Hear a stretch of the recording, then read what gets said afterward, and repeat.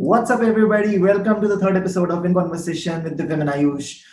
And for those who are new, Unravel is a community of entrepreneurs and leaders. And now let's dive into our today's book, The Hard Thing About Hard Things by Ben Horowitz. Ayush, please introduce us to the book. Okay, so the book "Hard Thing About Hard Things" is the story of Ben Horowitz and his journey through his different companies, LoudCloud and Opsware. He walks us through all these companies and his journey, and talks about the different lessons that he learned while he was during this journey. Ben Horowitz, along with his co-founder Mark Andreessen, is also the leading venture capitalist in the world right now.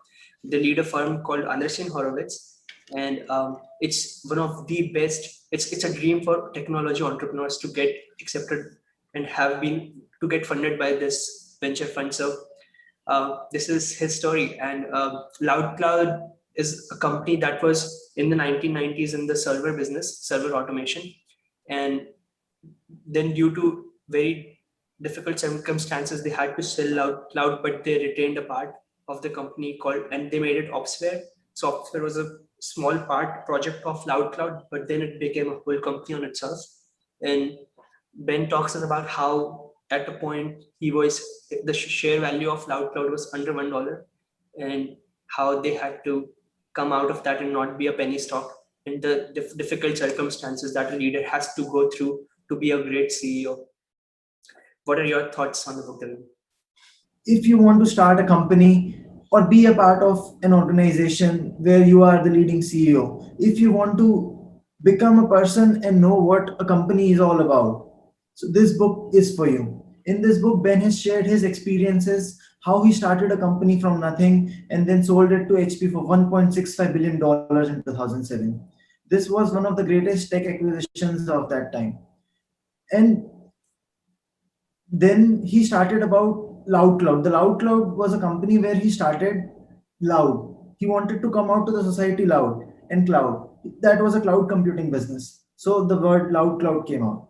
Then there was a time when that company was trading at $0.35 and they were going to be converted to penny stocks. But later, Ben did some things, he took some decisions that has been discussed in the book, by which with his courage and power, they have converted this business from there to an exceptionally profitable business.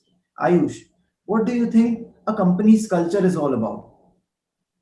Okay, so in this book, Ben mentions a lot of stuff about culture, but some of the points that he mentioned, and I'll pick some notes from that Ben hits the nail very strongly, is a culture is something that helps you distinguish yourself from your competitors. This is your unique selling property built and baked inside everything that you do in your company.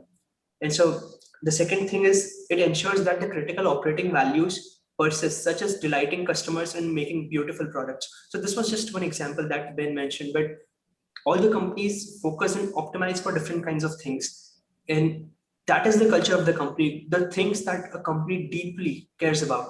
Every single employee, every single executive, from the top, from the CEO to the person who goes and maybe delivers the product, and the salespeople, the marketing, everyone needs to be aligned on what they do, what they care about, their values, their principles. And I think that is what the culture is. And the third thing he mentions is it helps you identify employees who fit the mission. So the importance of this point is that it starts right when you start thinking about hiring. When you are hiring the person, the way you design your interviews, the way you design your teams, the questions that you ask, culture is baked into every single thing. But a very strong distinction that he makes in the book is the difference between culture and perks. And I was a culprit. I fell into this distinction as well. So I remember the first time I came in the US. In my first year, we sneaked into Microsoft building, and we started playing table tennis in the building, and that became something very. I've never been to a very high tech company before, so the bean bags, the table tennis, this became my definition of, oh wow, what a great company. And as you learn more about companies, you realize that these are not the selling propositions; these are the perks, the things that companies have fun with, and these are the things and luxuries that they enjoy. but not what helps them to sell or what defines their mission or their values or their principles. Yeah, So I this is a would very also strong like to distinction. bring up a point about the cultural shock that you were saying that people come into. And an example, like when Amazon was quite successful company, but they used to bring up like wooden tables, and people used to work on it, and they were like cheap wooden tables, not even good quality. And Jeff Bezos, being one of the richest man, his thought was, we are providing a value in inexpensive good stuff to the people and our customers, so our employees should also have that culture in them. Like, and one more example that I would like to point out was from the Walmart. Like there as well, he Sam used to believe very deeply that this culture of saving money should be also developed in his employees.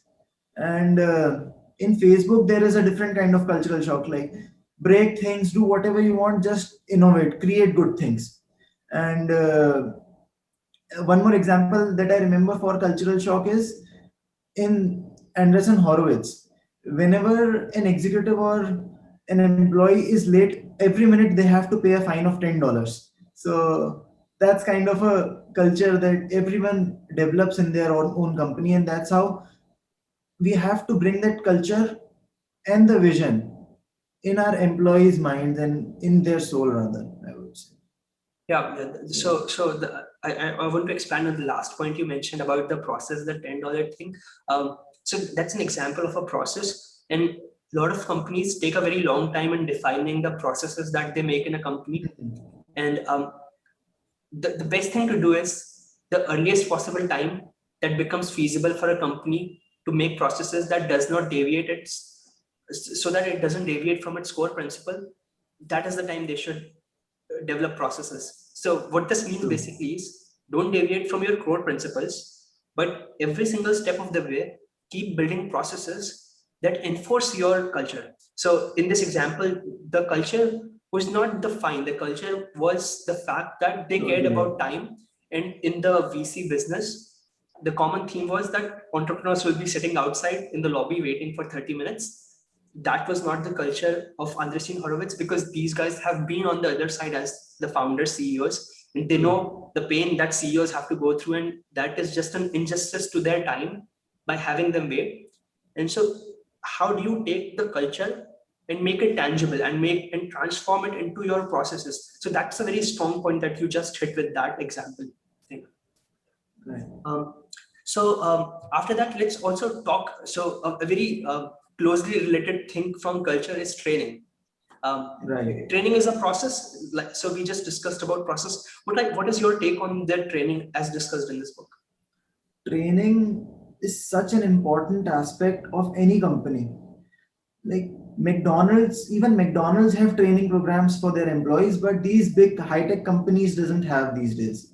So if you train your employee properly, then he will be giving you the maximal outputs. Why training is important in startups? One example that I would like to point out is, let's say I train an employee for 10 hours, right? So managers don't want to invest their time in training because they don't like it, they think it's waste of time.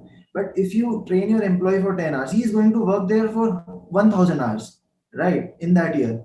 So even if you improve him by 10%, so your 10 hours will improve that employee's 100%, 100 hours of time, and those 100 hours will be included in our company. So you are giving 10 hours to get 100 hours for the company. That's why training is such important thing. And training, what it does is improves the product quality, as well as we can have some benchmarks for the employee, because when there is one-on-one personal interaction while training, when you're teaching someone, you know how well he can do, and then from there we can judge the numbers, like what kind of results he's giving, and then we can have a talk. It will develop a one-on-one interaction with the employee, which will help us in long run. What do you think? So I totally agree with all of that. One of the things that I want to add on is a point that Ben raised about performance management. So this is a very core thing that companies do. A lot of the companies realize it very later in the process and they started much later. But performance management is done by executives. What they do is there is a appraisal process and things like that where you evaluate and give feedback to your employees.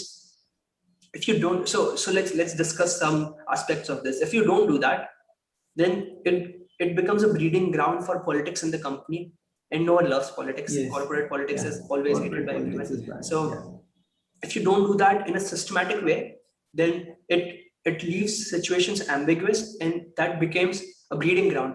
But now coming back to training, you as the CEO of the company who has been in this company from its inception, understand the culture and understand the processes and your vision that you are trying to make in this company.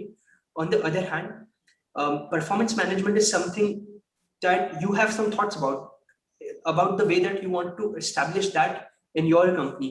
And we can also talk about onboarding, right? So you bring in executives at different stages of a company, and how do you want to integrate this external person into your company? One caveat is also that senior executives, when you bring them in much later in the stage of your company, have their own cultures. They bring their own culture, yeah. Right. So they grew up in the Amazon culture or Facebook culture or Google culture, all different from each other. And how do you take their cultures, let them have the best of those cultures, but adapt them to your culture, make them your own?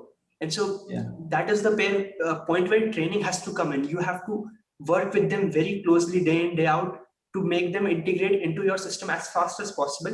And that is very, very good for your own performance, because the faster that they integrate, the faster that they can perform their functional job better, because they are the leading experts at that and not you. And so the better that you can give them the reins to go and do their job, the better it is for the company. And another point about training is employee retention.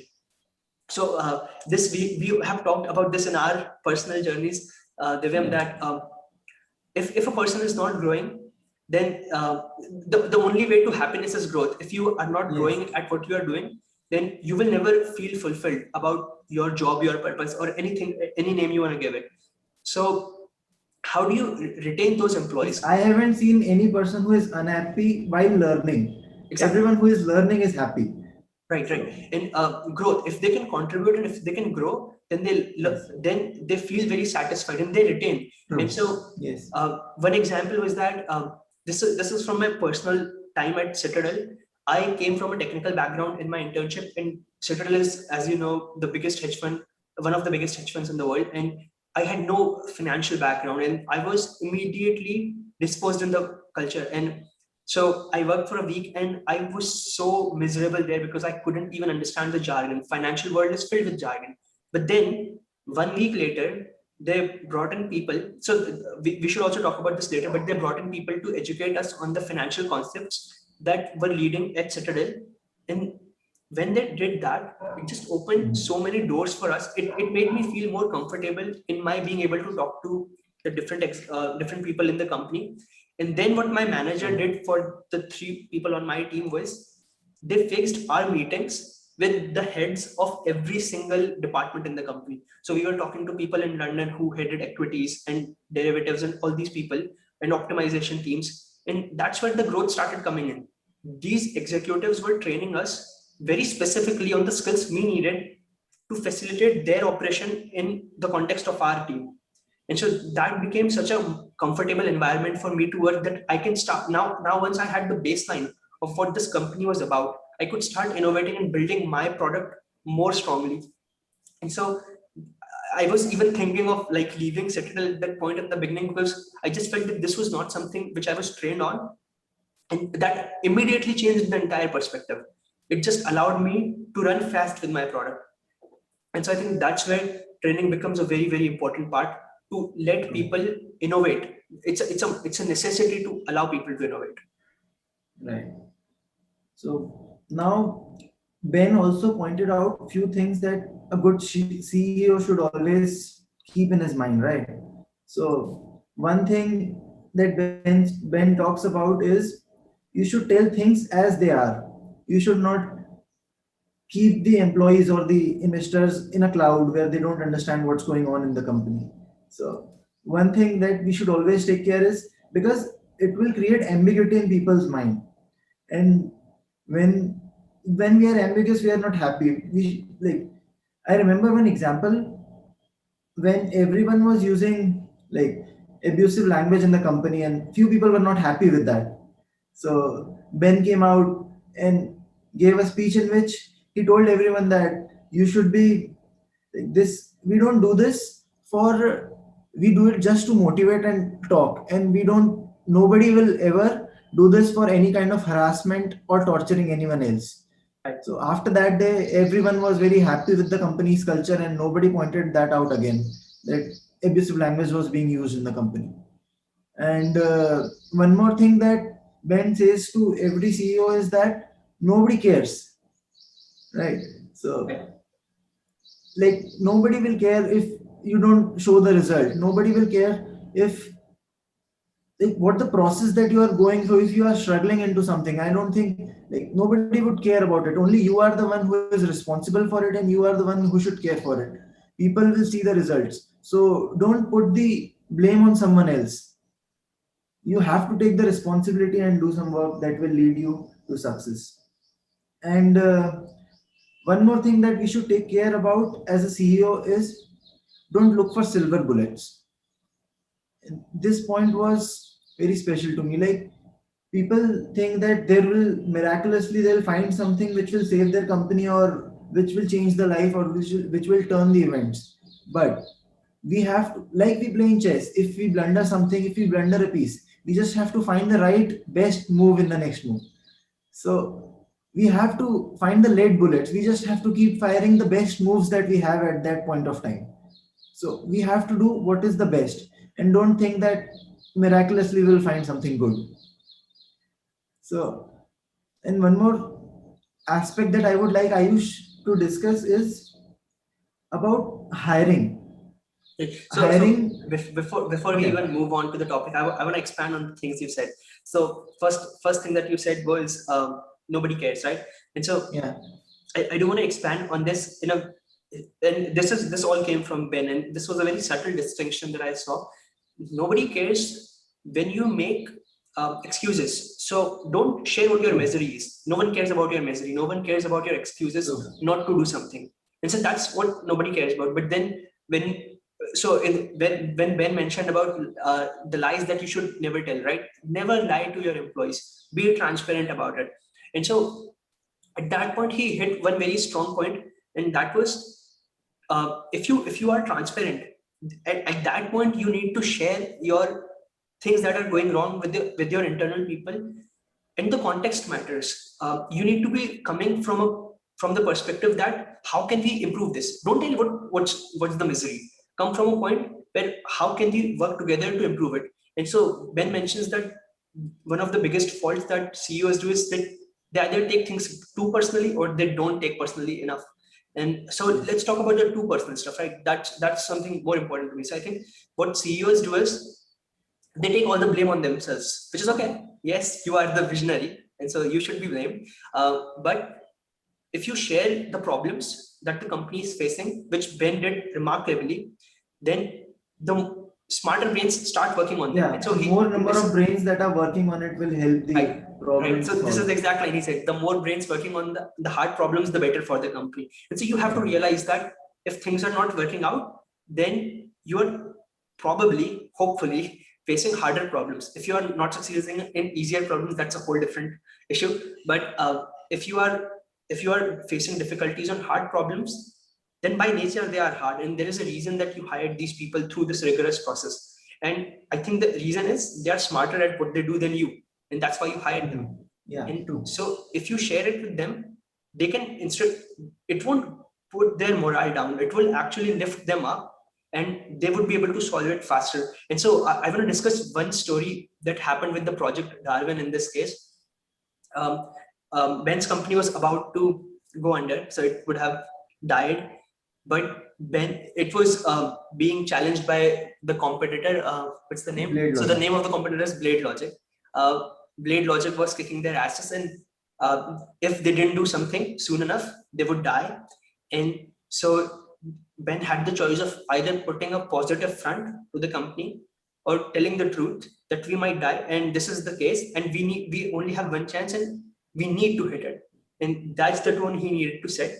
So he told the people about you need to work here from 8 to 10, and he would buy them food. He would 8 in the get morning, them, 10 in the night. yeah, 8 a.m. to 10 p.m. you have to work here. And he would do anything. He would do anything that is needed to make that possible for them. He would buy them food, anything that they need. His job was to make their lives easier, but that's what they needed to do. And years later, this is what one employee said. The most remarkable and most memorable time of his during his work at LoudCloud and Opsware was during Project Darwin, when he was working his hardest 7 days a week, no holidays, 8 a.m. to 10 p.m. And so we have to realize that people, if you hire the right kind of people who are ambitious at what they do, they would love to take on those problems with you. And so you need to be able to be transparent with them, to allow them to make your lives easier and grow as a journey, as a company together. Right. Yeah. So that's my take on that. But let's continue on what you were saying before. Yeah. Yeah, so I was saying, like, while we hire, while hiring, the importance of hiring for strengths and not going for a person who has no weaknesses but no great strength. It's so important. So I wanted to bring that point out as well. Like, while we hire somebody, we should look for someone who can enhance the strengths, because a company, what a company is its people, and there are so many people. And what we should find out is individuals with strengths in different fields, and all of them, when they will come together, they will create a company with great success. And if, on the other hand, if we hire jack of all trades, like everyone is an employee but they know everything about, little about everything, but not great at anything, so I don't think we can create a very great company, very good company. So one example from the book is Mark Craney. He was, when Ben hired him, Ben generally used to ask the question, like, what is the training regime that you have? How will you train the employees? Because he emphasized a lot on training the employees. So Mark Rennie was not a very socially fit individual. Nobody liked him a lot, and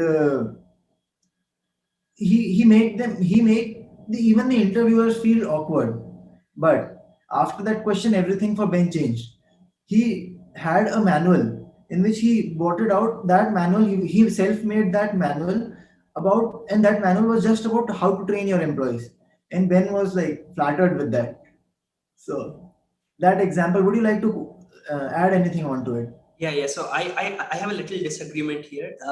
I do think there are times in a company when you do need to hire, I won't say jack of all trades, but I think I would say it as generalists. So Yeah, for startups in the beginning, let's say in the even beginning, yes, everyone even has to till do 20 everything. employees, I would never say, so jack of all trades is a very wrong term for even the generalists, because they're not good at everything. It's just that they have to be willing to do everything that is on the table. And so because the resources are so tight and you are probably fighting with the incumbents who have thousands of people, you need to be able to take these things and be specialist at what you do, but also be able to do things pretty decently in the other things. And what happens, and what happened in this case with Mark Craney was, as a company grows, and now rather than you hiring alone, you have board members, you have a group of interviewers. And a very strong fallacy that these people get into is, rather than recognizing the strengths of world-class people, they recognize they focus too much on the weaknesses. And what you have to realize is, people who are the best at what they do, they are the world-class people. They probably got there by focusing all their efforts into becoming great at that. That's why they are great at that. And so that, by definition, and this has to be true for everyone, by definition, if someone focused too much of their time on that, would leave some holes in other things. But you need to, before even hiring, need to know what you are looking for, what are the skills that you are looking for, write them down on a piece of paper. And rather than focusing on their weaknesses, general weaknesses, focus on how world class is this person on this specific skill that I am looking for, and hire your team for that. Because it doesn't matter what weaknesses they have, you can hire to fill those. But you need to have world class people leading teams that can be trusted in their functional execution of jobs. So that's my take on that. Right. Okay. Now, yeah. So let me also bring out one thing. There was this whole wonderful discussion of accountability versus creativity paradox. So enlighten us with what your thoughts are on this and tell us about what this paradox is. Right. So I would like to start it with an example. So let's say in my company, I have some software bug, right? And an employee comes to me and tells me that this is a major bug and we should fix it. We have to fix it. So I'll ask her or him that what is the bug and how long will it take for you to fix it, right? And then if she says 3 months, I says okay, go ahead. We'll wait for 3 months and just go finish it up. Then she comes back after 9 months, finish the job. We are all monitoring it, but it takes 9 months, right? And that bug was a great one, big one. Now what do we do? Should I praise her for finding the bug, fixing it, or should I scold her that it took her 9 months and we had to be at a hold for 9 months? That's a big paradox because accountability. She was accountable for 3 months. She said that it was 3 months. 3 months we have to fix that bug, and that's where she was not very like accountable for it. But now only innovators can think in such a way. When now we have to, if I scold her, every the message that will be sent to every employee is if we innovate and if we find something and if we do something, that will get us scolded because it will take some time. But if I don't scold her, the other employees who work day and night for the company and bring everything on time, they will think that we don't need to work hard enough because the CEO doesn't care if we bring things on time or not. So that's the paradox we are talking about here. And Ayush, what do you think about it? Right. So basically the paradox that you said, and let me just paraphrase it a little bit. Your paradox is between holding someone responsible for Yes, delays or any right, promises that they made. Promises could be right, anything, but holding someone responsible for the promise and versus them being innovative risk takers and doing new things and doing right, things that are better for the company in the long run. And so how do right, you account for these two? And that's a paradox. And um, I would just restate Ben's taken wonderful advice on this, that it becomes situational, very situational, but true, he gives you very strong pointers on how to assess that. And I think this is the point where you can see what great CEOs bring. So no one can tell you something like this without actually being there. And so what Ben tells us to do is consider what the risk of the thing is and the seniority of the person. And so let me expand on that. If this mistake has been made by the architecture, the director of architecture, executive, yeah, computer architecture, then you need to probably hold them responsible and accountable, because by nature of them being the leader of a whole department, they are assumed to be experienced to make better forecasts. On the other hand, if it's junior employee, which is often the case that junior employees are very bad at forecasting timelines, on especially hard problems, then you need to make it a learning opportunity for them because they are very early in their career and they can learn from these forecasts. Their margin of error around that prediction would slowly reduce and they would learn right, and grow in their role. And so that is one thing that you need to consider in your decision. And the more important thing that I think you have to consider is the risk. And so all the good hard technology companies will face this. They are probably by their nature going towards a problem that's extraordinarily difficult. We are at this, so this book was written far ago, but at this point if we consider the tech scenario, we are so saturated in tech that almost all the innovative businesses that will become billion-dollar businesses will be taking their missions and visions would be so grand that they would be solving some of the most hardest problems in the planet.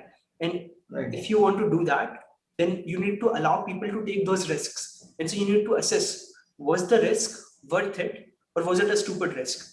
If the upside of a risk is nothing, then you probably need to scold that person and make them accountable to that. But if the upside of that risk if the intention that they were going after was extraordinary, maybe they were solving some crisis on the planet, then the small deadline miss is nothing against that risk. So you need to encourage them to take that risk, and you need to encourage other people. So you shouldn't hold them accountable, but you should praise them for even attempting to go after things. It takes an incredible amount of courage to handle things like that, and you need to reward that kind of behavior in an organization. True.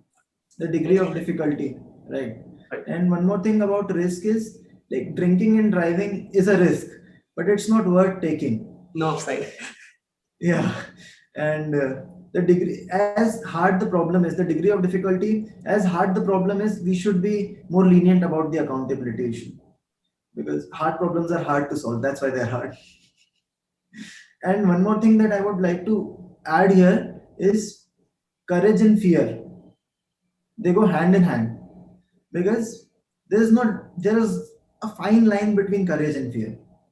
Everyone is fearful of something. There is no CEO who, like Ben points out, that he used to ask all these CEO, like, how is your company going, and they were like, it's all going great and we're doing fine. But he says that all these companies went bankrupt sooner or later. So they were not doing that great. So, and courage here and fear that I was talking about is, everyone is fearful of something, but the people who has courage have the ability to take action on that.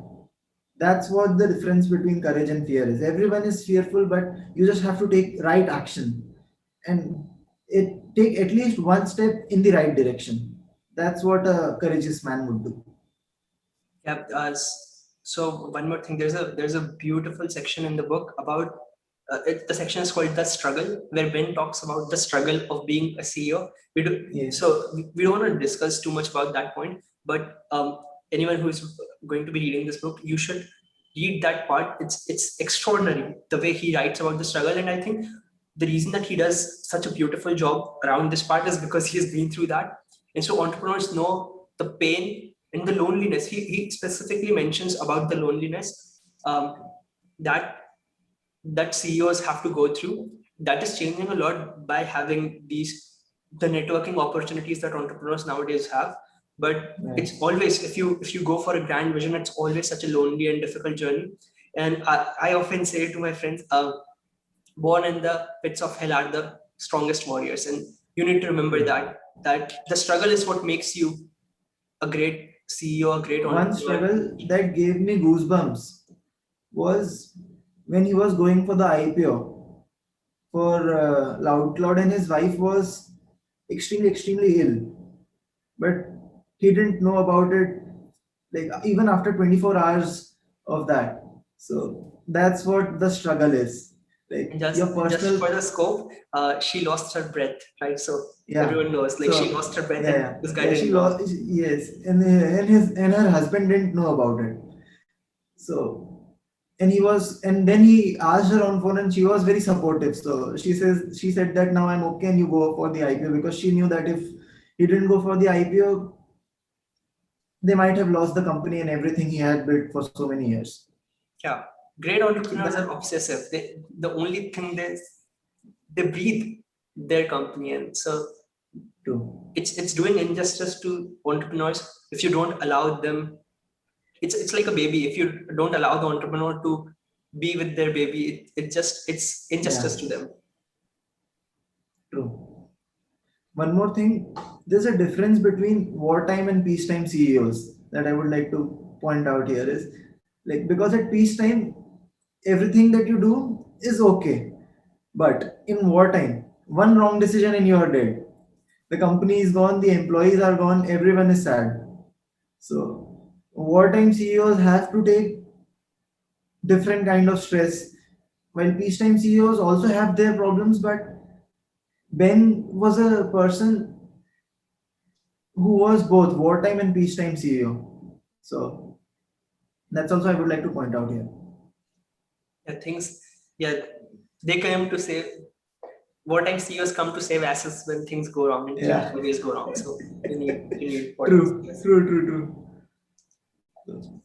Uh, Anything to add before we end this discussion?